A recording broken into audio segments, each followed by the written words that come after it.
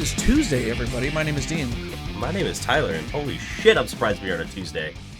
I know. We got not one, not two, but 3 episodes coming out this week. Last Friday, I believe it was, Riot dropped their devlogs about mid-season updates, roadmaps, yada, yada, yada. So we want to take a look through it, give our opinion on a couple things, and maybe we can take guesses at what's to come with this, which seems to be a pretty big shakeup. Yeah. So yeah, that was supposed on Friday. So we're gonna go over that, and then Wednesday, of course, we have the patch, and then champion review on Friday. So you get 3 episodes of us. It's a little bonus Strap one in. for y'all. But for starters, as always, we want to shout out the YouTube guys. Come on over, check out some videos. Maybe you've never seen what we look like. Come look at our beautiful faces on YouTube. I don't know if I'd say beautiful, but look at our faces. Look at them. Yeah, we got gameplays. We got a ton of shorts. The full episodes are on here. So swing by, drop a sub, comment. Actually, you know what? There was a comment I wanted to read out pertaining to the champion review with Jarvan and Nocturne. We were talking about what other champions were strong at level 2. Oh yeah, okay. Eric H said Elise. Oh yeah, I forget that she's got the nice cocoon she can come in and kick your ass with, and you're like, what that cocoon. Just not to go super far on a tangent. I want to see what the stun duration is, because I think it's pretty fatty at level 1. It's 1.6 second stun duration. That's a lot. Level one. I feel like it's pretty good. Right. I think Elise's. I think you usually take your W to start, just to clear, and then level right? 2 you take cocoon. But I know her Q is the execute. Right. So that's pretty good damage. But the 1.5 second stun is pretty good. So I'd argue. But also she can stun and then transform and get right on top of you too, which is pretty gross. It's at least guaranteed to blow a flash. Yeah. But no, that was a good good call out. Good call out there, Eric. Thank you very much. But yeah, guys, come on over to the YouTube. You guys write anything here, we'll share it, we'll read it, and we'll react to it and shout you guys out. So yeah, thank you. You guys, people that are watching tend to like the gameplays a lot, especially the shorts and the reels that have come from those. So if you haven't seen those, come check them out. Those are rather popular. So check them out. Thank you. So all right, let's move on. Without further ado, let's talk leveling up bots. Yeah. So we're gonna skim through this because this doesn't really pertain to us, but it could. This is low elo. True. It's for people that have never played the game before, and they're, when we started playing back in our time, we only played bots. I don't know how long we played bots. Dude. And for me, I remember having like actual anxiety playing against real people because I sucked. Right. And it was hard. Bots don't play. Right. So they are looking to change up the bots to make them, I guess, a little more human. So we'll skip down here. It says their goals. Provide an upgraded bot experience that better mirrors the common League of Legends experience. So bots that gank jungle. Okay, so they're going to have jungle bots that can gank and take objectives like Dragon. That's pretty big. Yeah. Considering bots now just sit in lane and do nothing but push. Right, and you never really... They don't teach you the importance of the neutral objectives. No, the macro, right? Right. I remember we played intermediate bots for the longest time and could not figure out how to beat them.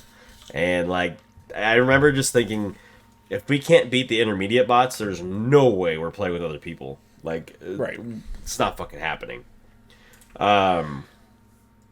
So I think it is important that they jungle correctly and gank. It kind of helps teach a jungler how to play jungle, you know what I mean? So I think that actually is rather important.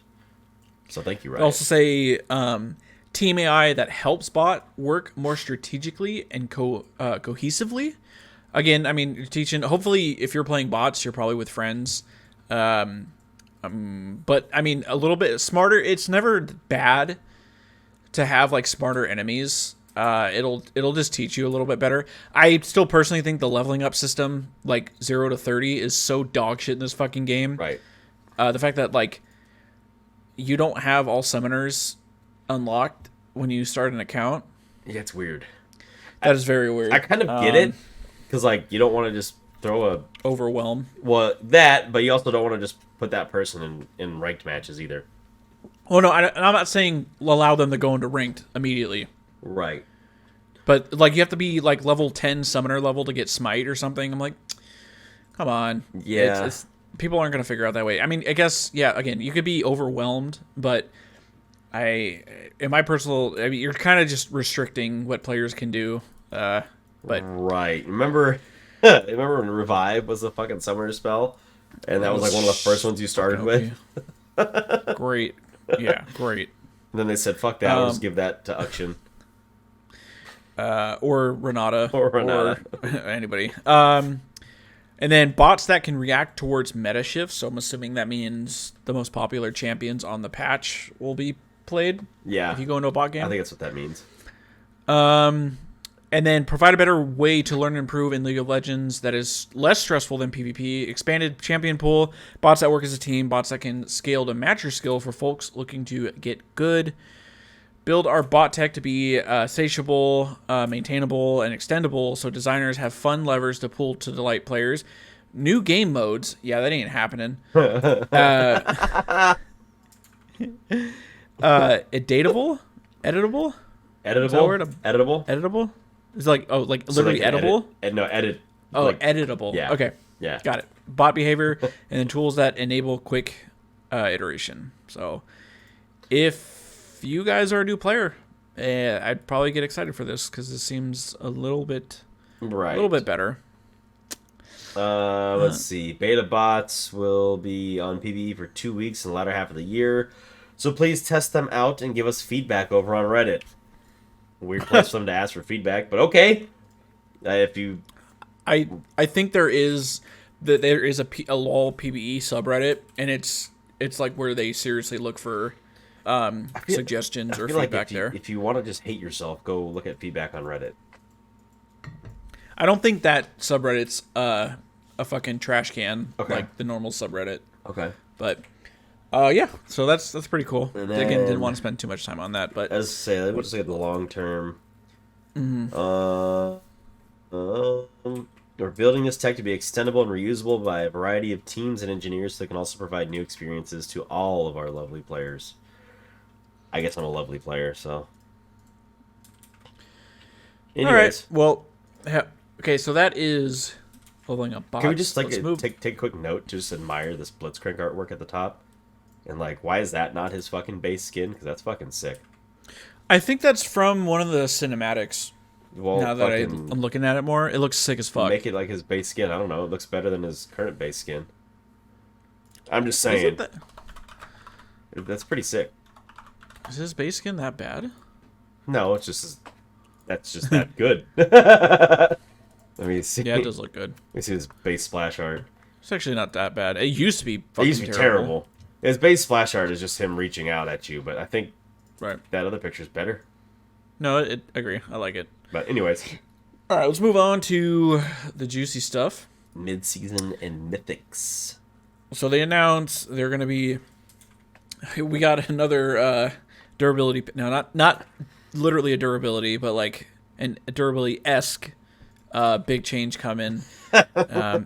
You know, we have two splits, right? The ranked is going to like soft reset. I think it was like in June. Maybe they talk about it. Yeah. I think I kind of remember that. Yeah. So it's not going to be a full-on like preseason, but it's going to be enough to shake some things up. Oh, so, shake it up. All right, so you want to talk about like, so they mentioned the 2021, which is when Mythics came in. Right, and this is where they're trying to contextualize their focus points, right? So they're saying, you know, when they dropped these, they wanted a updated shop with a streamlined experience, which was great. I think that was fucking dead on. The new shop is way better than the old shop ever used to be. They added Mythics as unique once per player exclusive item, meant to be purchased first in most games.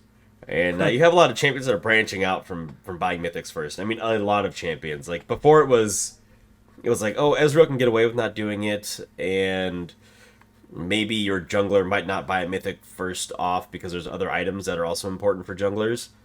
But 95% of your other champions are going to be first buy on mythics, right? And then you saw Vayne not doing it, and then you saw lethality champions not doing it, and then you saw support champions buying lethality items and buying Umbral Glaive and not buying mythic first. And then all of a sudden, now it's like maybe 75% of champions buy a mythic first, maybe.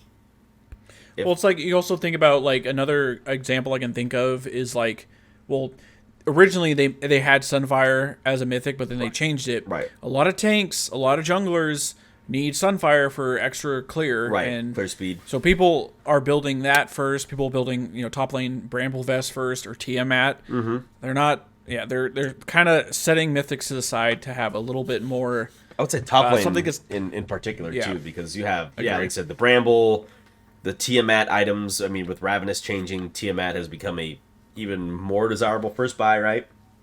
Either Bramble or Warden's Mail if you're playing a tank who's maybe under fire the whole time. There's so many other options. Or, like, a lot of top laners need a lot of components as well. Like, maybe you buy 2 components and then you finish out one item while you're sitting on the other. So, like, a lot of times you'd see someone like, oh, I got Bombies. Now I'm going to finish my Mythic, and then I'll finish Sunfire. Or, I got Tiamat. Let me finish my Mythic, and then I can put Tiamat, unless you're going Ravenous, in which case you want to stack that shit early.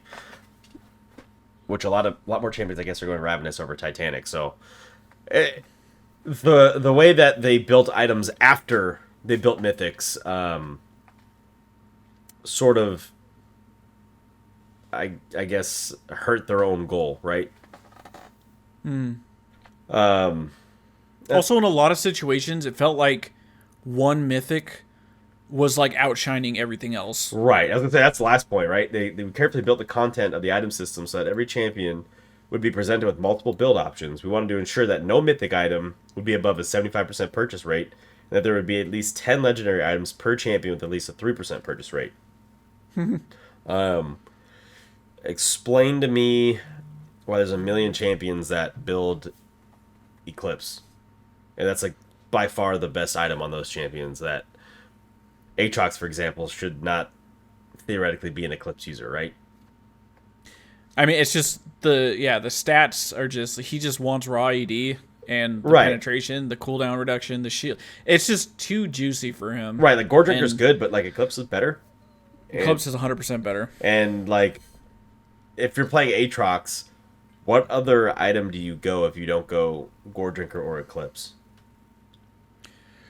Maybe, this is a big maybe. You can say Iceborne. Stride Breaker Yeah, maybe, okay. for an active slow. I don't know. It's just another. See, I was thinking maybe I you'd don't say Iceborne just because he's definitely a spell weaver with his passive and whatnot. But yeah, but he needs that item like just kind of sucks raw anyways. Right, He just needs AD. right, he does. No, I 100% agree. So it's like there is really no Stridebreaker. Maybe that's like a big fat maybe. There's really no other items that he goes. So like, how did you come up with? How are you ensuring that there would be no item over a 75% purchase rate on that champion? Also, it comes down to the like patch by patch case, because like Right. remember for the longest time, and I think it's coming back again. But Sunderer is just so much better than Triforce. Oh yeah. And everyone was building it instead of Triforce. Yep. Like there's options, but it's like one item is just weaker half the fucking time.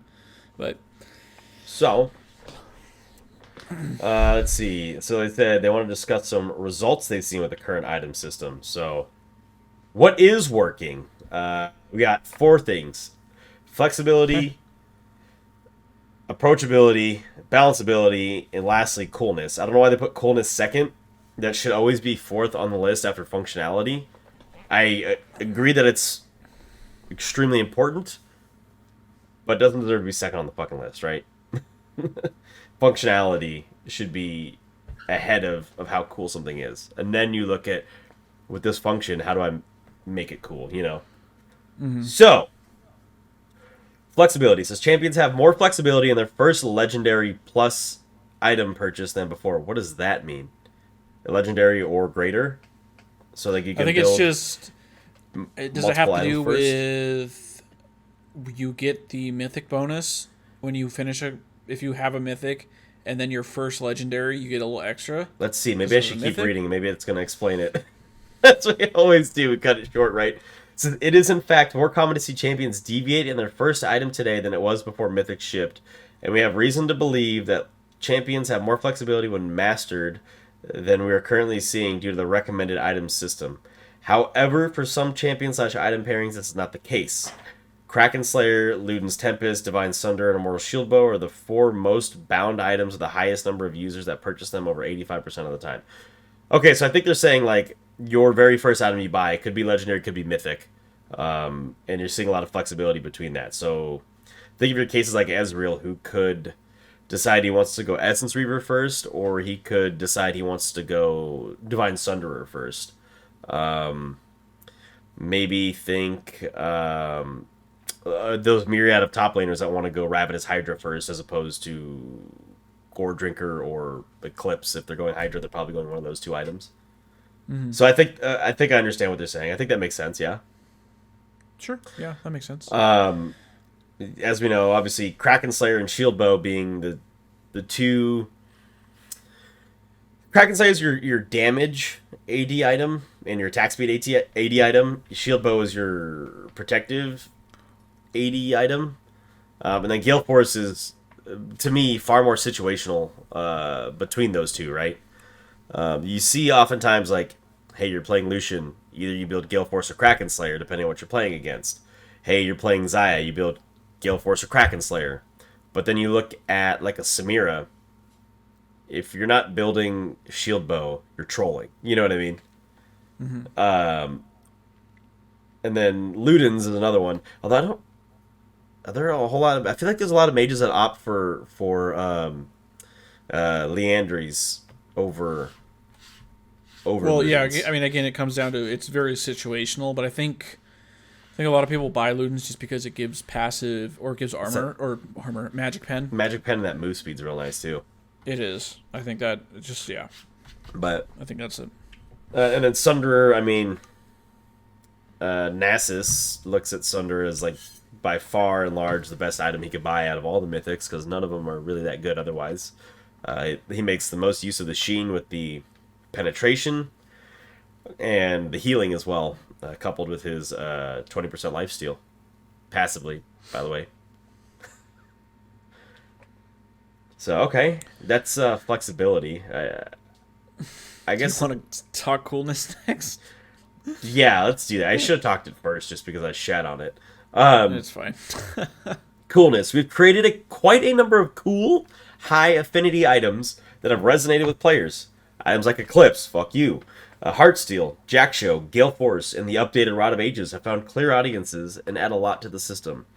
This is a major consideration because at its heart, League is built around an RPG-like progression loop, and enjoying the power-ups you access is an important part of keeping that loop enjoyable.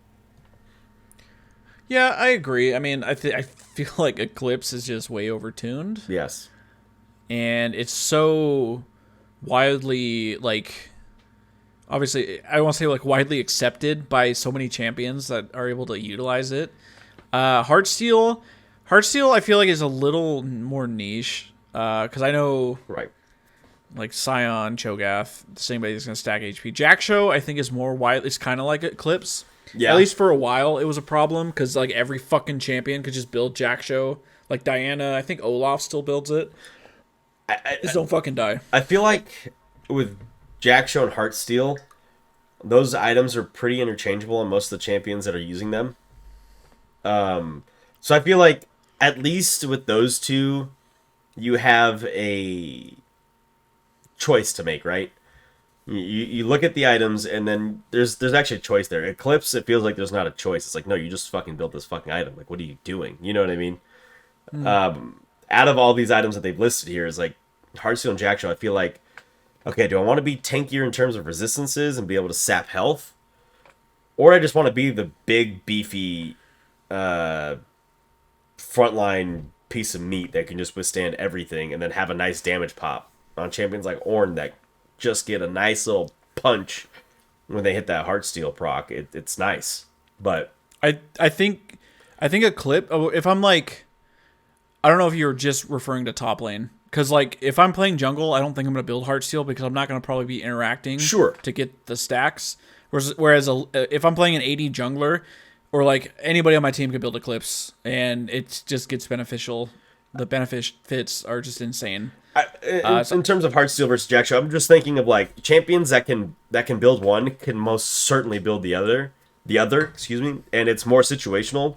Whereas you look at like Eclipse, that is not really a situational item, right? Like that is a core build item, and that feels weird for when they announced all these mythics. They were like, yeah, you should be able to build these out of similar trees, and then you kind of tailor to whatever situation you're in, which is a great idea. I love the idea. I think it's a fantastic fucking idea. But when it doesn't work is when you have items like Eclipse that are just so much more impactful than Prowler's Claw or Duskblade. Gale Force and Rod of Ages, I think, are a little more situational, but I think they still have specific places on specific champions. Where I feel like Jackshaw may be more preferred, but I feel like you have a legitimate decision to make when you look at those two items as you're building. You know what I mean? Yeah, I can see that. So, like I think of like a Heartsteel champion. Gnar makes a decent Heartsteel champion. Scion. I think it's just anybody you want to stack health with, but that they could also make use of the Jackshaw. I think Gnar actually might be one of the champions that still goes Triforce. Does he go Triforce or Sunderer? Yeah, I think he goes Triforce. I think Gnar is also a little bit of a unique case too. Right. So, anyways, we could move on from coolness unless you have anything else you want to add. No, it's pretty cool. It is pretty cool. I mean, I will say, like, being able to just dash forward and shoot out some magic bolts to somebody from like Gale Force is pretty freaking cool. Like, I think that's actually really like just a cool system. Turning purple and sapping all the health from people around you is pretty fucking cool. Except for the times where you're playing ARAM and you have no idea why your Jackshaw isn't going off. Or you're playing ARAM. Sap that much damage. Yeah, you're getting poked, and so your Jackshaw pops, but there's no one around to actually sap, and then you're just fucking purple with extra resistances, but you're getting nothing out of it. Those times hurt. Those times hurt real bad. Anyways, tell us about approachability. Approachability. Mythic items provide definition to the system in a way that helps make it more approachable. Decisions in the item system are a bit more digestible. It's easy to understand that you need one mythic item, one pair of boots, unless you're Cassiopeia, and then whatever legendary suits your needs. And as long as you get your mythic, you hit a baseline of power that can be easily understood. I might actually disagree with that, because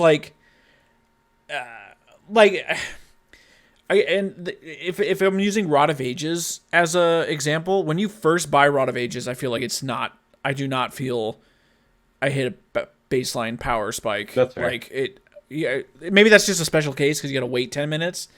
I'm trying to think of another mythic that just doesn't feel like. It also depends on the champion. Like, yeah, if I'm Caitlyn and I complete like Gale Force, I don't feel that strong.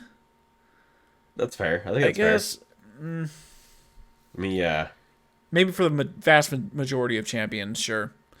Let me look here inside the like mythic sets. Eclipse. If a champion finishes Eclipse versus a champion that finishes like Gale Force, obviously Eclipse is gonna feel a lot fucking better. Right. Or like even Iceborne, like you're that much tankier. I'm trying to think. Iceborne fucking suck. I don't know. You only build it on Echo, so I fucking god. Is an item there's one item that I fucking hate is Iceborne. Okay, an Even Shroud is another one where it doesn't feel like you are really getting a big advantage. And part of it's because Even Shroud feels so bad for whoever's using it, whoever it's on, because you just lose the tanky, especially if you couple it with Glacial. You just feel so untanky. But then, like, think of like items like Locket feels really good. Mandate. I think most of them feel really good. You know what I mean? Riftmaker, maybe you don't quite understand, in my opinion, where that's at, because that's such a late build item anyways. Most of those champions are building Leeching Leer and then building at least 2 other legendaries before they think about completing Riftmaker. Oh, okay. I don't even think... I'm trying to think of another... like, aside from Mordekaiser, who the fuck builds that item? Akali can. But, again, that just shows you that item's really not that great, right? Okay. Night Harvester feels good, but, like, a lot of champions that can build Night Harvester, I feel like just build something else. Unless you're playing ARAM. Like, why build Night Harvester when you can build Ludens? I think the... Yeah, I mean, because the dam... Or the... You're only looking at damage. 10 ability power. The health, I guess. Like, it's weird. It's weird. Yeah, it's the... You know, the mana on the Lost Chapter items are just always good. I mean, unless you're playing like Vladimir, maybe you don't need the mana. Yeah. That might be the thing. He might be, one of those cases, right? That's fair. I mean, he would build Night Harvester just because it has health, too. But, like, the Magic Pen on Ludens is, like, very ideal. 5 Magic Pen to sacrifice 10 AP is pretty good early on. So. It's true. All right, and then let's look at balance ability. So it says, mythic items create an understandable method of creating mutual exclusive items that would otherwise be too powerful or too hard to balance when purchased together. That I can agree with. Yeah, I think that's totally fair. It's like 2 mythics paired together would just be way too much. Right. So I respect that, and I think it's pretty straightforward. Okay. So right, let's look at what's not working. We aren't happy with the current state of mythic items. Neither am I. We were wrong about some of our initial goals, and our philosophies around items have evolved as a result. Okay. So we got another 4 categories here. Satisfaction. The Rolling Stones couldn't get any. Neither can I. Generalist content. Whatever the fuck that means. Complexity. Generalist content, I feel like, fits under complexity. And content creation. What the fuck does that mean either? All right. So apparently this section is not working. No, this section... this is working just as good as mythic items are. All right. Satisfaction. Prioritizing optimization and choice over satisfying designs has left a lot of champions needing to buy a relatively less exciting item far more often than they get their coolest choice. Morgana and Fiddlesticks are always going to care more about Zonia's Hourglass and Landry's Torment. The Zonia's active is kit defining for them. In some extreme cases, in order to hit goals around item choice, we actually had to delete satisfying items which were too perfect. It's hard to get many enchanters to consider anything but the old Unholy Grail item if it exists in the system. Prioritizing the goal of players being able to make choices each game at the cost of items that feel right for champions was the wrong goal in hindsight. Yeah, why don't you just make Hourglass a fucking mythic? Dude, everyone would fucking build it. All AP would build it. You fucking know so badly fucking hate stasis as a thing. Like the fact that stopwatches are that accessible drives me fucking nuts. The fact that you could build Zonias and stopwatch drives me fucking nuts. Just get rid of stopwatch. Get rid of all that shit. And just put Zonias as a mythic, and then either you build it every game or you just don't fucking build it and you build a spell shield instead. Build Banshees. So would you say other the only other item would be Guardian Angel. Would you have to make Guardian Angel? No, Guardian Angel isn't built nearly at the same rate. I'm saying like they're very similar though, because I think they have are the same cooldown, and they do basically more or less do the same thing. No, you're not wrong. You're not wrong. The thing about Guardian Angel is versus Zonia's is like this. Zonia's is kit defining. Guardian Angel is like that 5th item, maybe 4th item if you're really far ahead.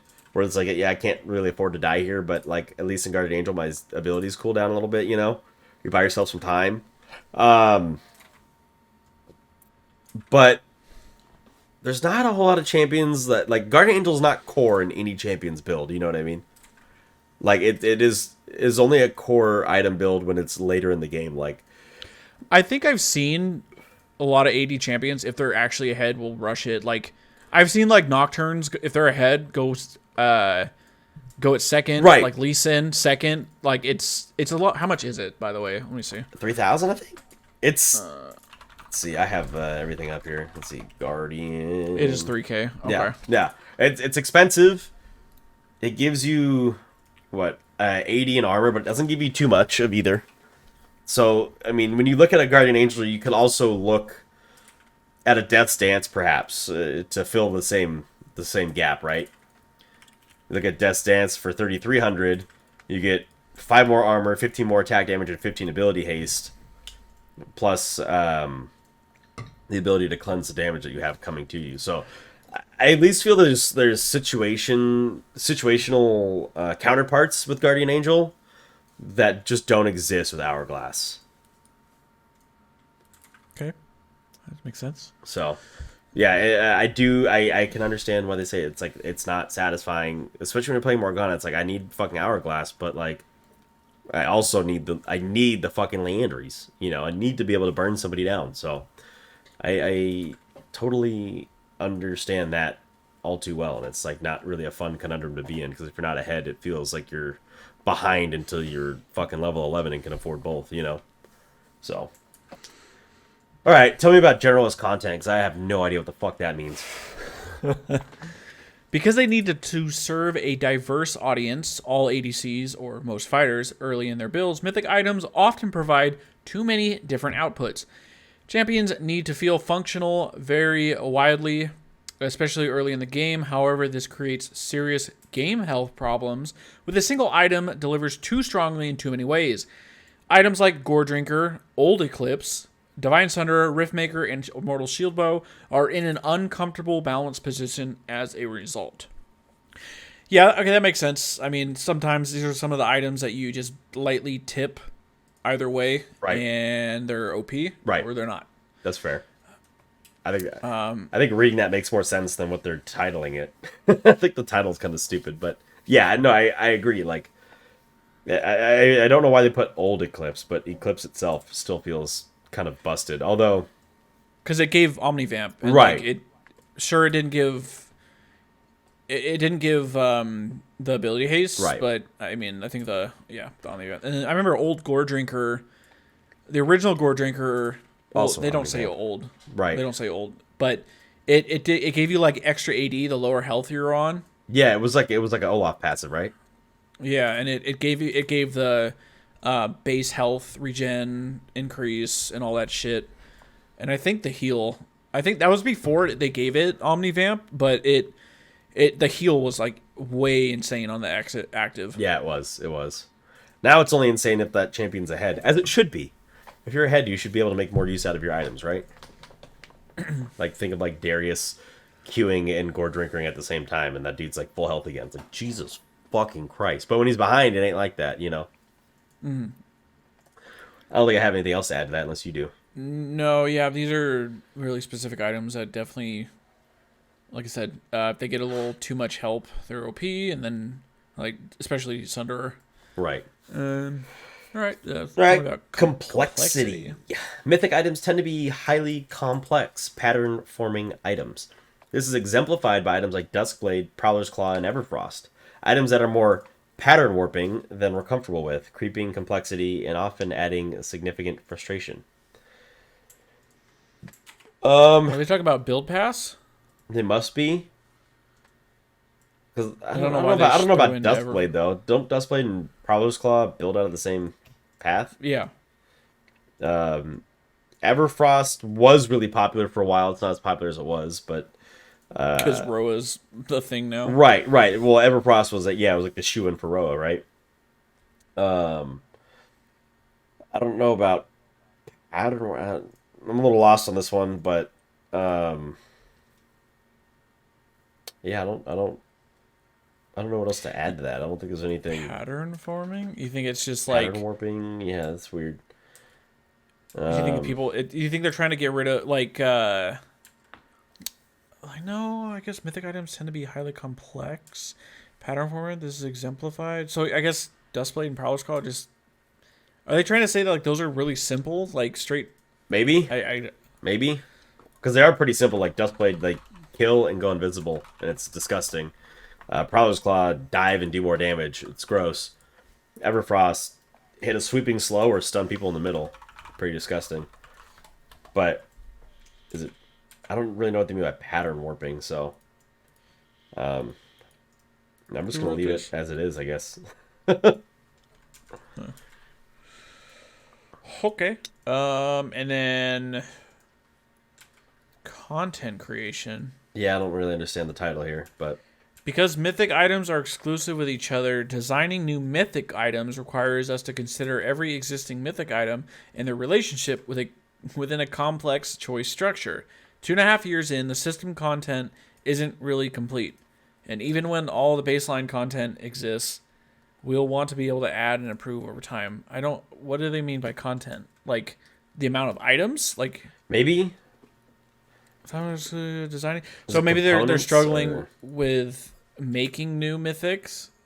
right, or if they're wanting to make new component items, maybe. Like I don't like for example, Leeching Leer only builds into one item, right? Okay, yeah, that's a good point. Like that's pretty sad. There's nothing else that item builds into, and like I hate items like that. Like you can't do anything with it. So yeah, those are shitty. But there's only one of those, right? There's not really a whole lot of those, so it's hard to expand on what they're talking about. But unless they're thinking like what else do we build with that item? Maybe that's what they're talking about. Possibly. Yeah, I mean But then they have to think like, is it going to take the place of Riftmaker where it's at, or do we build something else? So that's all I can think about. That's where my brain's headed. yeah, that's probably the best guess. So, okay. The next little blurb is called Mid-Season Changes. Following MSI will be rolling out some significant changes in 3 main areas. So, let's see. They want to get an idea with mythic items that are high power, high satisfaction, that define your build, rather than being a situational response to the game you're playing. So, okay. I guess I can see that, although I think I like the idea of having a situational option, but okay. This is like bringing back... I know IE is going to be a mythic, but like in the past when you would just rush IE, Yeah. first item IE, like that's standard, and it almost seems like they want to go back to that idea. Okay, let's see. Instead, holding high player satisfaction as the most important value, even if it means a champion builds the same mythic item every game. Okay. Largest overall change will be to ADC itemization, as this was the mythic system that was the closest to the structure above. On live, ADCs effectively have 2 parallel mythic paths to follow. Gale Force Shield Bow, Kraken Slayer, and Infinity Edge, Quick Blades, Ginsus. This leads to a uniquely constrained set of item builds. I guess that's true, but that doesn't bother me, though. Like, if I'm playing a champion that's going to be spamming abilities, like, yeah, Navori makes sense. But, like, you should build Infinity Edge, second or third item, because it's a big damage spike with your crit. I understand it may not always be the second, but maybe the third. It should be early on in your build. So, maybe that's what they're saying, that people feel constrained by that. Because it's like the same shit every fucking time. Right. And I do understand that gets boring as fuck to play sometimes. You play the same champion with the same build, doing the same thing at the same time. Like, at a certain point, it does get fucking repetitive. But I don't feel in its current state it's like that. But maybe I don't play ADC enough, so. Let's see, we'll be moving to a new model where ADC mythics are Infinity Edge, Quick Blades, Rage Blade, and Gale Force. Kraken Slayer and Shield Bow will be redesigned to fit into legendaries, and we'll be reworking other items as needed. A couple of highlights to watch out for. Static Shiv will be back with a different stat profile, and Rage Blade is going to look a lot more like its older versions. I saw Shiv, and I'm like, yes. Yes. I love this Shiv, dude. Love that item. I'm assuming they're going to change it, so I feel like it's be weird if it has, because it's like the same effect as the Hextech Drake, right? The chain. The soul. Yeah. Except minus the electrocute or the slow, right? But it does like the AoE zap. Right. And then Rageblade, this one I was a little. It said older versions, and the original version where it ramped up, and then at max stacks, it did like a little Tiamat passive where it was AoE. Oh, I forgot about that. Holy shit. Yeah, that was the second iteration, or that was the first iteration, excuse me. And then the second one was still the ramping, but I believe at max stacks it did that's when it applied the on hit passive like twice or whatever, right. And then it also gave magic and armor pen. No, that's right. Curious. The magic and armor pen was disgusting. When they changed the first iteration of Ginsu's, is that what became Wriggles? I think Wriggles Lantern. Once you stacked out Wriggles Lantern, I think you got like a little Tiamat little. If I'm remembering correctly, I think that was before so long ago. What I'm thinking though is that, and this is going to sound stupid, but this is how I expect Riot to think. Kraken Slayer is moving away from being a mythic, right? Mm-hmm. What is Kraken Slayer's mythic passive? The attack speed? I think they're just going to throw that onto Ginsu's. Oh, here you go. You get a mythic passive of attack speed for each item you complete.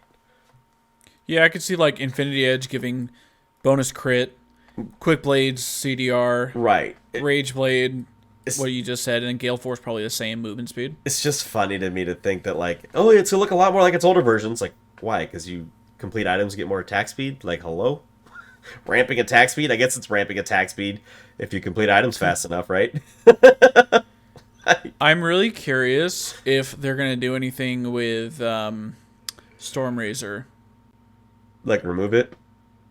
Yeah, or just I'd be curious if they did because you remember when the energized items would stack, right? Like rapid fire cannon and Shiv, right? And you could just annihilate a tower with with RFC and Shiv.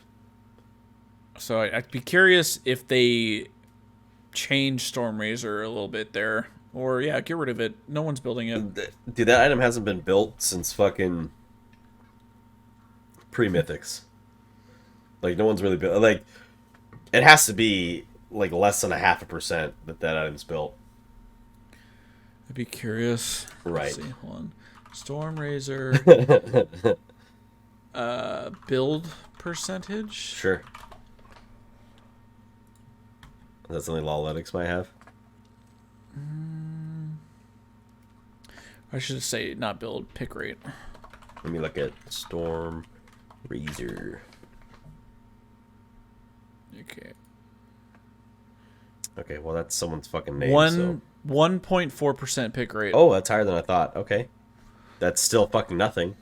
When their goal is 3%, 1.4 is less than half, so good job, Riot. Get rid of the fucking item. Besides ADCs, we're also looking at enchanter items and lethality items for mid-season. We're doing a targeted set of changes to the lethality space to resolve game health problems with Prowler's Claw and Duskblade of Drakthar.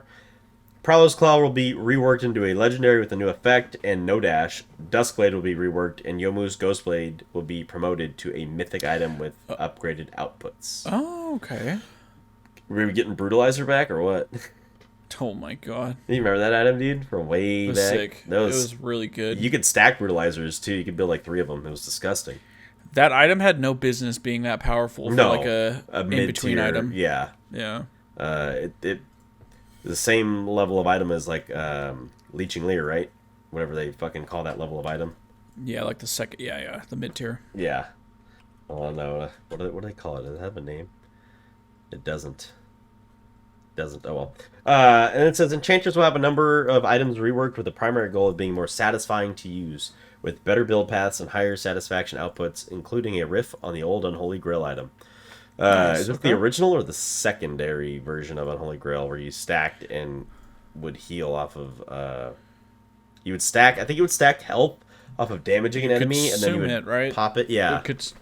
You would consume it like a shield or a heal, I think. Yeah. That's it. I think maybe the old one was just straight up like mana regen, magic resist, and then AP. Yeah, the old one was mana regen based on missing mana, I believe, right? I Yeah, think. back in the old day, it was either you built Unholy Grail mid or Morellonomicon. Yeah. Those were the only mana regen items. Right. Okay. Right. All right. And I will say that I'm not mad at the current build paths of Enchanter Mythics. I think they make sense. Most of them build out of a Bandleglass mirror, which is fine. I don't find Bandleglass to be too OP because it's almost exclusively a support item. Because it builds into most of the support types, like that and Forbidden Idol. Yeah. So you're not seeing other champions on the map building those besides support, so that's why I don't feel like they're too OP, you know what I mean? I think if you started seeing other champions building those items, you'd be like, okay, well, like, clearly there's a fucking problem, but I'm not mad at the build paths, and mana regen on a support is really fucking nice. So, the future says the major decision in front of us is what do we do with mythic items in the long run? That's a great fucking question. You should figure it out. Uh, we're currently assessing all options. Our mid-season changes, especially to the ADC item system, should provide us with a clearer picture of our options for the system, and we're working our way through a number of other options internally in the meantime. I hope this gives a sense of our current thinking around the item system and mythic items and what to expect over the next few months. I'm sure we'll see a lot more during preseason. I am a little surprised they're doing this big of a change in mid-season because the last time they did that, they fucked the game up. So Last year? No, Last year was pretty big.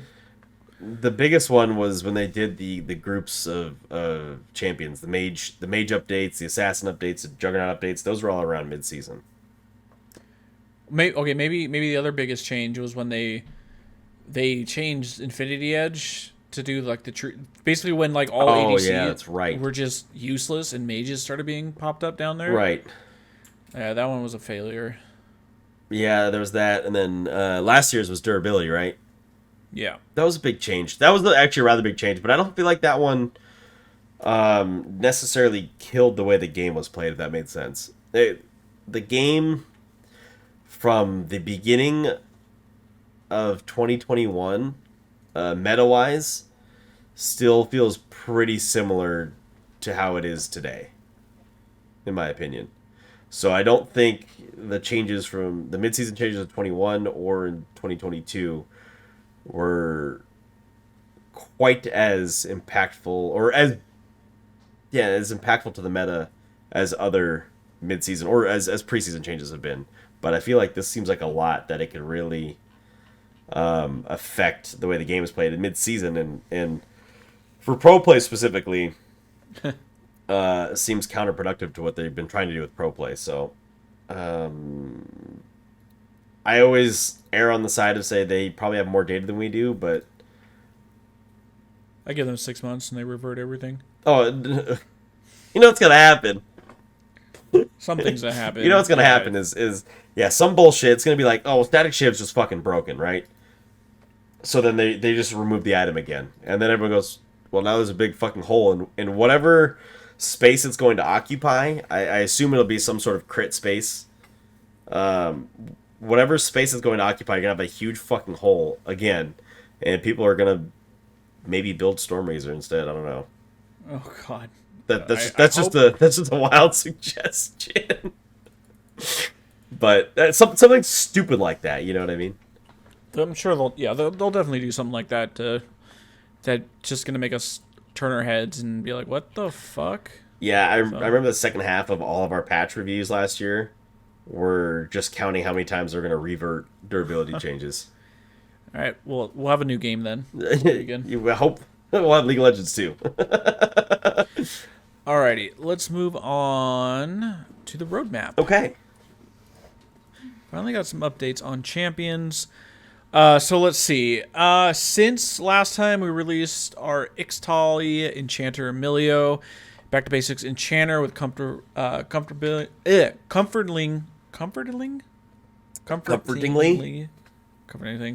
familiar abilities that still feel unique to who he is. Returning to a simpler to play kit, Made us pretty nostalgic for simpler times. We want to continue to explore more champions that play similarly. Okay. I'm I don't want them to release like really generic easy champions like that. I guess he's unique. I don't want too For many easy champions like that. Have a good variety of simple to complex and everything in between, but we'll keep a close eye on how they perform, what you all think, and adapt as between. Okay. I will say, with Melio in particular, I feel like we all thought he was going to be far more OP than he is. I think when he came out, he actually fitted into his niche really well.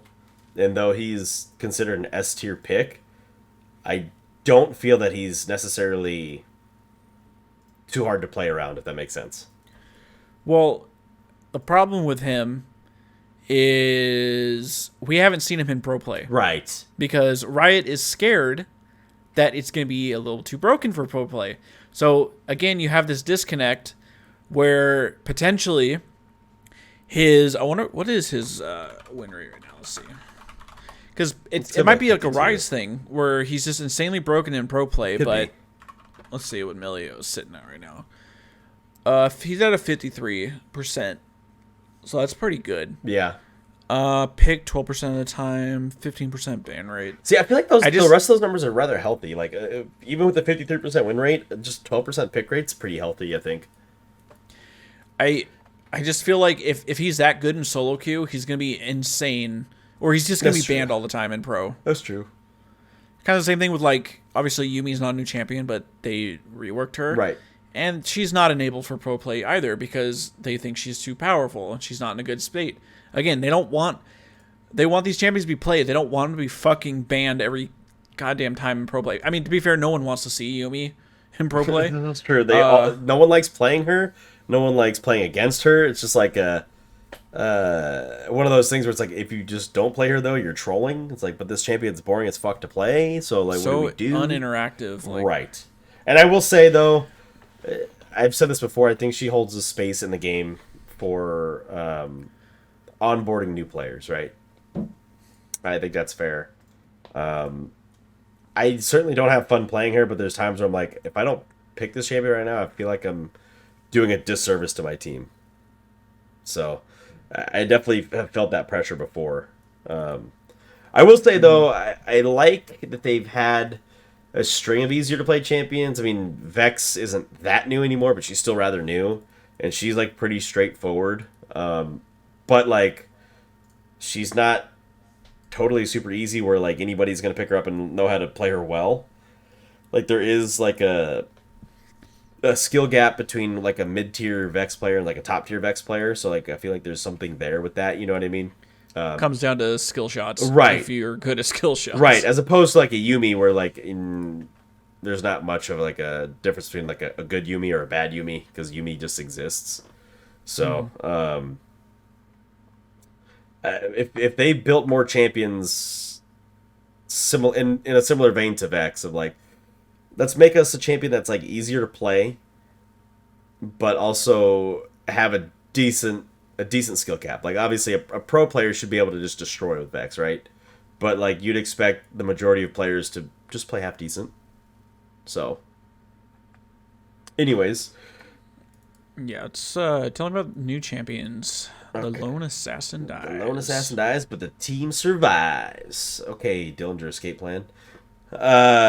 As we previously mentioned, Naafiri is meant for those who want to focus on the hunt. The assassin role can be an intimidating one to pick up. There's a lot of higher level game knowledge required to ensure you know when to roam and how to position well, especially knowing when's the right moment to pounce and crafting an escape plan to get out alive. On top of all that, there's still mechanical execution of the champion's abilities. We hope to lower the burden of that execution, allow much more concentration on the macro plays with Naafiri. With the change to assassin gameplay that Naafiri brings, we also built a lot of new tech to accommodate her unique gameplay thematic. That should help make it feel more alive, dynamic, and decluttered.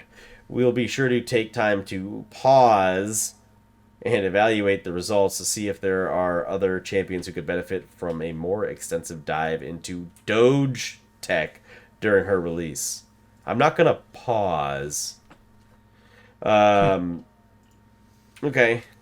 So are they just saying that she's a dog? Yeah, I think they said that a while ago. Oh, did they actually say that she was legitimately a dog? Yeah, because they made a lot of dog puns I remember way that back too. when. I remember that. Don't we already have a dog? I know. Well, we have two if you count Warwick as a wolf. No, oh, I was counting Warwick. Who else is the other dog?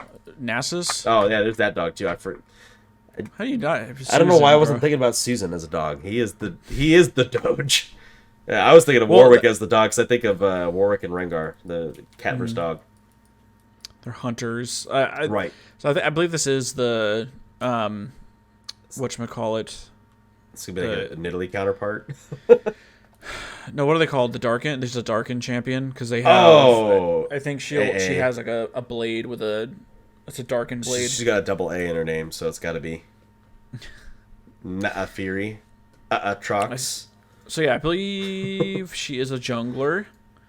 So yeah, I mean, it sounds like a hard farming assassin jungler. So are we just gonna hard farm all game and then just one shot everybody? It's like Yi. Yi's basically Yi is coded as a fighter, but that dude is fucking an assassin. Like how you code Yi as anything other than assassin in your gameplay. Like I feel like are we just gonna get another Yi or are we gonna get something more akin to like a Kiana? Exploring an uncontrollable hunger and what happens when sometimes that hunger takes over and the creature is allowed to feast on those who deserve it. That literally sounds like Warwick. Yeah. Okay. All right. Well, all right. Hopefully it's. You already know this champion's gonna have 4 dashes, fucking 3 stuns, 4 knockups. Oh, it's from August. Oh, it's gonna have 3 hit 69. passive. Yep. It's 69 dashes. August. All right, so let's move it on. It says the art and the artist from Ionia. So this will probably be the champion after Neferi. Listen, before you start asking us, we know that we always have art for champion teasers, and we had intended for there to be art for our mid laner, but he actually insisted that he create something for us himself. Okay, so this is like Jin. Right, that's what I was thinking. It was the art of the artist. Riot, we gotta stop recycling ideas, bro. Except he gave us a black canvas. We asked about it, trying to learn more about him, his art, his style. He just kind of stood there with a mournful expression. Is this literally Jin? Then he offered for some art is the pursuit of a lifetime. That's true for me, and the brush in my hand is simple to... I feel like I'm taking crazy pills. Does this not sound like Jin? I'm just fucking listening, and it just every other word just sounds like all I see in my head is Jin. I just think of the Arcane event when Jin was fucking painting, and it's just is Jin. Okay, maybe not Jin. Wait, what's that meme? Mommy, sorry, like Jin? Jin, sorry, Jin. Just this one's not obsessed with 4s. He's gonna be obsessed with 5s. We thought that was a bit of an odd thing to say because his art is usually so bright, vibrant, and alive. But in contrast, we found the artist himself to be broody and somber. Jin? He must have gone through something terrible in his past or something. Jin? Regardless, hello. All we can hope for is the next time the torn, tortured artist will grace us with his intricate, incredibly skillful, yeah. And that you all see him and his art for what they truly are, or what you might even be inspired to pick up your own paints to plan out something with highly complex execution. I swear to God, if we get Jin 2, yeah, whatever this champion is, if they do not have any interaction lore with Jin, I don't know what the fuck they're. I'm gonna pick up my computer and throw it out the window. Maybe we're just crazy, but it just literally sounds like Jin 2.0, except he's not, because Jin's like a mass murderer, but like he is, but he views it as art. Yeah, but I mean, so he's like a mass murderer would be someone with a tortured past.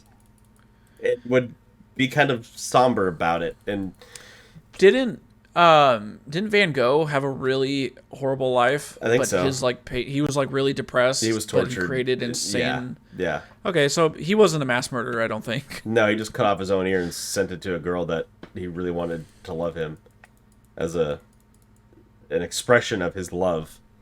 It definitely Okay. it wasn't an odd thing to say. It was an odd thing to do, because the art was vibrant and alive. You see where I'm going with this? Like, I feel like you can I apply it to don't. anybody. But it's funny because it says his art is usually so vibrant and alive, and Jin's art is vibrant but dead. And he's kind of broody and somber, dude. I live for the applause. And what's the other one? He says, with my work. What the fuck does he say? Or Let's see. through my work. Yeah. Just... What is the fucking? Give me quotes. Here we go.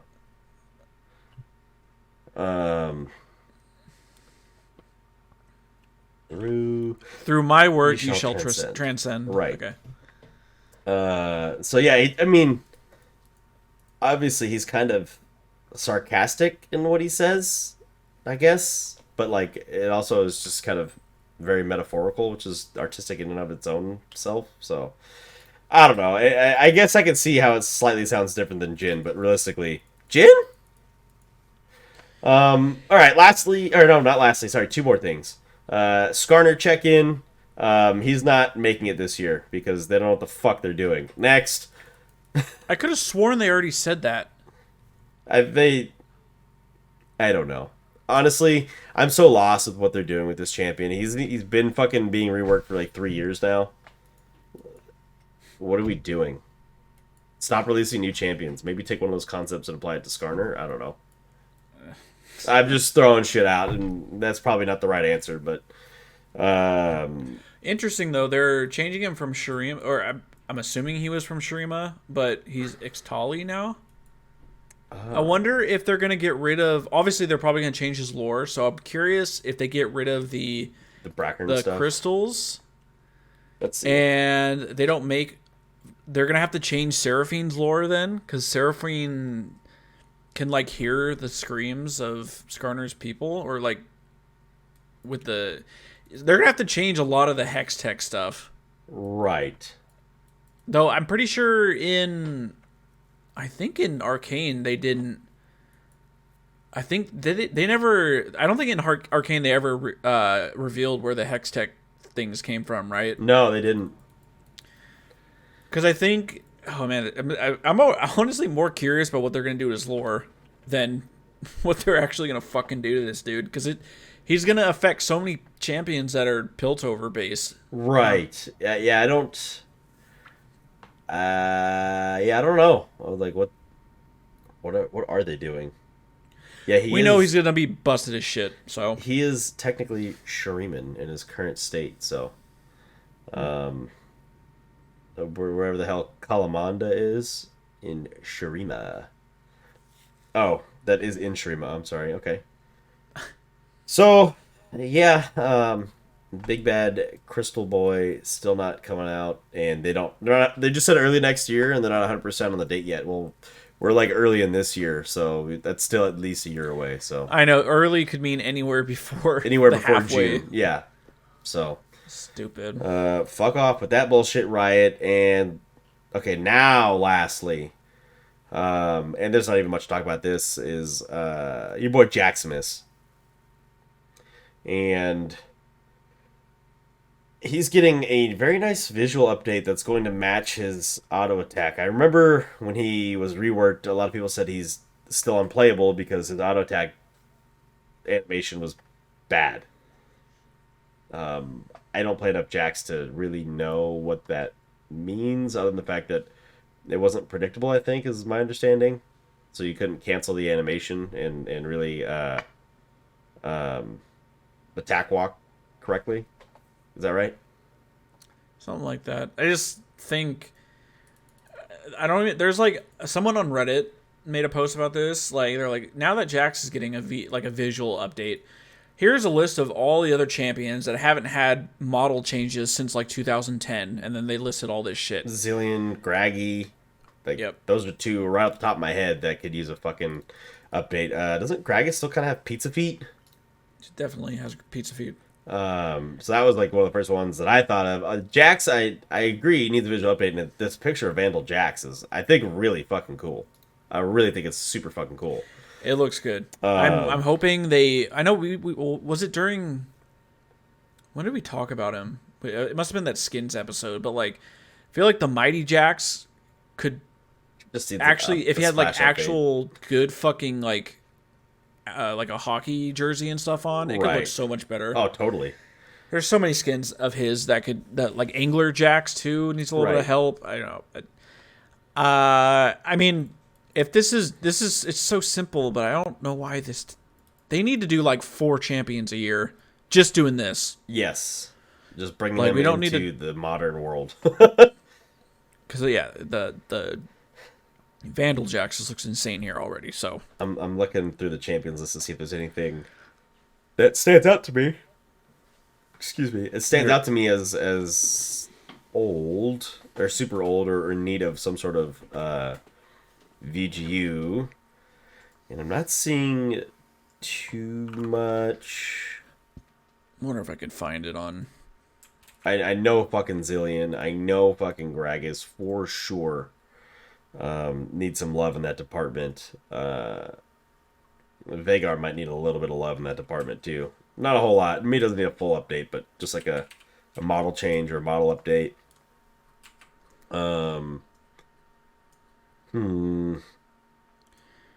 Man, there was. I swear there was a champion. There was a list someone did. Oh, here we go. Here it is. With the announcement of Jax's visual update, here's an updated list of champions who need model and rig updates. So number 1, Zillion, Mumu, Cho'Gath, Anivia, Rammus, Vagar, Malphite, Blitzcrank, Corki, Shaco, Gragas, Kennen, Malzahar, Olaf, Kog'Maw, Xin Zhao. See, I don't feel like Olaf's that bad. It just looks kind of shitty. I guess it's not the worst. I think that's why he's so far down the list for sure. There's 42 champions on this list that are... Jesus. Yeah, a lot of them need some love. Yeah. But Jax is... I like Jax. That's cool. That's cool. No, I like I like his updated muffler in Vandal. I mean, it really brings the Mad Max vibes, as it should. But yeah, it's supposed to. We're expecting Jax's new look to ship later this year. Whatever the fuck that means. It's going to be December 31st. And the idea they're making his lantern bigger, I think, is cool. Mm-hmm. Like, we know he carries around Wriggle's lantern that they've removed from the game, so like. He's... Hold on. It's Jax's lantern flame. What is it? Not the feral flame in there? It's like a super price. Jax is one of those champions. He's like thousands of years old, right. And he carries around, like a flame, because he was the last surviving. He's just I think he just travels around Runeterra looking for people to help him fight the void. And I think what does it say about the only thing he has from his home is Kathia before it was lost to the void is his flame. Okay. So I'm down for that, like making that a bigger, like, what's the word I'm thinking of? Like, I want to see like more of that focused on that, because that's like the important part of his fucking weapon. Right. I like that, but I think that's it. Yeah, that is it. I think that's all I got. We've wasted enough of your guys' time wondering what Riot's doing. So hopefully you know more what Riot's doing and can tell us about that. So if so, YouTube, Instagram, Twitter, Discord, those are all good places to drop your inputs and even open up a discussion if you so choose. Yep, and on top of that, make sure to like, comment, subscribe, rate wherever you're listening or watching right now. Like Tyler said, come in the Discord, hit the link tree in the description, and come hang out with us, guys. Trying to stream more often. We're trying to get some Twitch emotes going. So that'll, get a little bit of... There's a lot of people that got gifted some subs the other week on the stream, and we want to be able to reward the people that are paying for those. So right. We'll get some cool sub emotes going, but... Yeah, guys. Until tomorrow, we'll be back with the patch notes. Until tomorrow. And yeah. So until then, guys, we will, or We'll have a great... I don't even know what I'm saying. Bye. Have a good night. Thanks for watching, everybody. Make sure to like the video and sub to the channel if you haven't already. Click right here to see the previous episode of the According to Low Elo podcast. Click right here to see the most recent gameplay video. Thanks again.